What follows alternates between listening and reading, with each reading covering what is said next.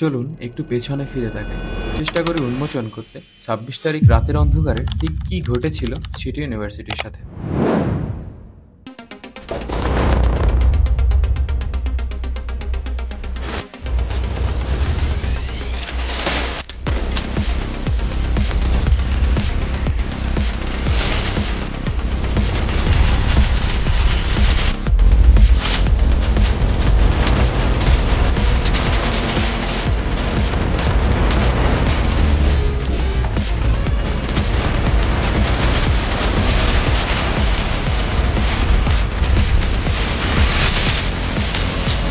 রাত তখন গভীর, নীরব শহর ঢেকে যাচ্ছে ঘন অন্ধকারে। ঠিক সেই সময় রাত ১২টার পরে শুরু হয় এক দুঃস্বপ্নের সূচনা।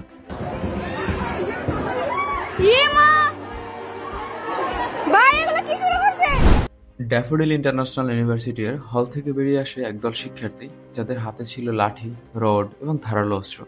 গন্তব্য খাগান মোড়, লক্ষ্য সিটি ইউনিভার্সিটির শিক্ষার্থীরা। ঠিক সেই রাতেই আগুন জ্বলে ওঠে প্রতিরোধে। অপ্রস্তুত সিটি ইউনিভার্সিটির শিক্ষার্থীরা আত্মরক্ষার জন্য পাল্টা ধাওয়া দেয়।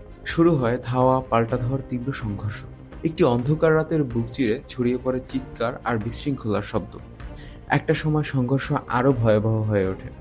ড্যাফোডিলের আরও শিক্ষার্থীরা এসে জমা হয়, লোকবল বাড়ে, বেড়ে যায় অস্ত্রের ঝঞ্ঝানি। আক্রমণের মুখে পিছু হটতে বাধ্য হয় সিটি ইউনিভার্সিটির শিক্ষার্থীরা।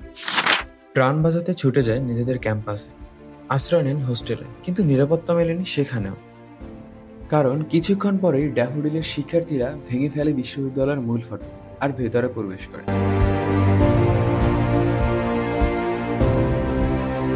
প্রথমেই তাদের হাতে ধ্বংসের শিকার হয় বিশ্ববিদ্যালয়ের বাস, মাইক্রোবাস আর মোটর বাইকগুলো। রাতের নিস্তব্ধতা ভেঙে তখন শুধু শোনা যাচ্ছিল কাঁচ ভাঙার শব্দ, চিৎকার আর আগুনের উত্তাপ ছড়াচ্ছিল।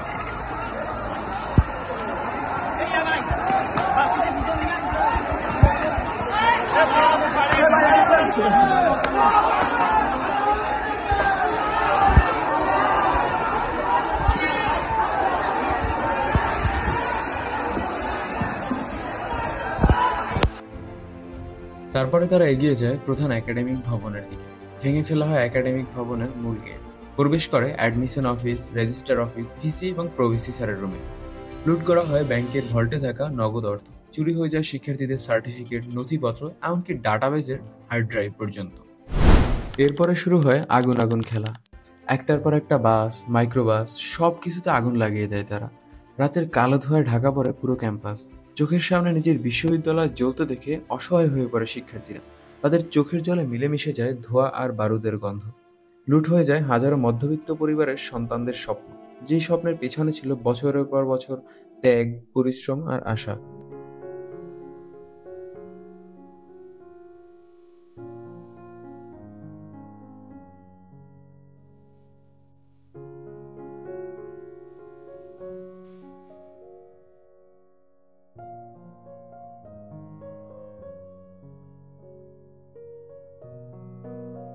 তারা ড্রোনের মাধ্যমে পুরো এলাকা মনিটরিং করেছিল, যাতে হামলার তীব্রতা আরো ত্বরান্বিত করা যায়। এটা একটা ড্রোন, ড্যাফোডিলের ড্রোন মনে হইতেছে। এই যে সবুজ লাল বাতি জ্বলতেছে, এটা ড্যাফোডিলের ড্রোন। এটা হচ্ছে ওরা মনে হয় আমাদের অবজার্ভ করে তারপরে হচ্ছে ওরা অ্যাটাক করতেছে মনে হয়। এটা ড্যাফোডিলের ড্রোন। এনে সব সিটির পোলাপান সব এনে অবস্থান করতেছে। এটা ড্রোন দিয়ে ওরা ওই পাশ থেকে দেখতেছে। এই যে বাতি জ্বলতেছে। এরপর যখন বিশ্ববিদ্যালয়ের শিক্ষার্থীরা গেট বন্ধ করে রক্ষা পেতে যায়, তখন গেটের সামনে আগুন লাগিয়ে দেওয়া হয়। গেটের সামনে আগুন লাগিয়ে দেওয়ার কারণে ভেতরে আটকা পড়ে যায় লুটপাটে জড়িত থাকা কিছু স্টুডেন্টরা। তাদের এমন এমন জায়গায় পাওয়া যায় যেখানে সাধারণ শিক্ষার্থীরা কখনো প্রবেশই করতে পারেনি হাই সিকিউরিটির জন্য। ভাই আমি দেখছি ভাই, যখন ঢুকি আর কি তখন কয়েকজন নিয়ে আর কি বেরিয়ে সেটা যেমন ভিসি স্যারের রুম, প্রভিসি স্যারের রুম, অ্যাকাউন্টস অফিস। যখন প্রবেশপথ পুরোপুরি বন্ধ হয়ে যায়, তখন তারা ভারী অস্ত্র দিয়ে আমাদের দেয়াল ভাঙতে শুরু করে। একটা সময় ধসে পড়ে বিশ্ববিদ্যালয়ের মূল প্রাচীর, আর তারা প্রবেশ করে ক্যাম্পাসে। ভাবুন কতটা শক্তি প্রয়োগ করা হয়েছিল সে রাতে, যাতে পাকা দেয়াল পর্যন্ত টিকতে পারেনি তাদের ক্রোধের সামনে। তারপরে তারা এগিয়ে যায় মেয়েদের হোস্টেলের দিকে। সেখানে গিয়ে তারা গালিগালাজ, অশালীন অঙ্গভঙ্গি আর ভয় দেখিয়ে ছুড়ে মারে ইটপাটকেল।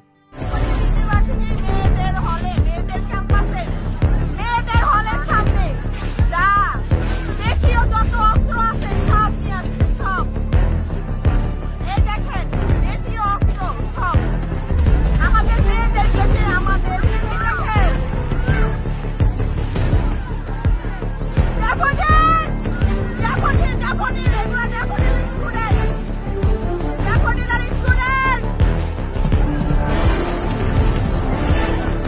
সামনে আগুন লাগিয়ে দেওয়া হয়। তখন চারদিকে শুধু ধোঁয়া, চিৎকার আর আতঙ্ক। 4 ঘন্টা ধরে চালানো হয় এই তাণ্ডব লীলা। ধ্বংস হয়ে যায় accounts, register office, VC office, admission office, সবকিছু ধ্বংসস্তূপে চাপা পড়ে। একটা সময় সিটি ইউনিভার্সিটির শিক্ষার্থীরা কয়েকজনের লুটপাটে জড়িত থাকা ব্যক্তিদের ধরে ফেলে। চোখের সামনে প্রিয় ক্যাম্পাস জ্বলতে দেখে তারা ক্ষোভে আর নিজেদেরকে ধরে রাখতে পারেনি, ফলে তাদেরকে মারধরের শিকার হইতে হয়। তবে পরবর্তীতে তাদেরকে সেফ জোনে পাঠানো হয়, চিকিৎসার ব্যবস্থা করা হয়। পরদিন সকালে ইউজিসির অনুমতি সাপেক্ষে তাদেরকে নিজ নিজ ক্যাম্পাসে ফেরত পাঠানো হয়। সেই 4 ঘন্টার ধ্বংসলীলা চালানোর পরে তারা ক্লান্ত হয়ে নিজ ক্যাম্পাস ড্যাফোডিলে ফিরে যায়। ততক্ষণে সবকিছু শেষ হয়ে গিয়েছিল। শুধু যানবাহন পুরো নয়, পুড়ে গিয়েছিল স্বপ্ন, পরিশ্রম আর এক প্রজন্মের ভবিষ্যৎ। সেই রাত চিরকাল থেকে যাবে এক ভয়াল স্মৃতি হয়ে, এক কালো অধ্যায় হিসাবে, যেখানে অন্ধকার গিলে নিয়েছিল শত শত তরুণের আশা। যে রাত সিটি ইউনিভার্সিটি ইতিহাসে চিরকাল থাকবে কালো রাত হিসাবে।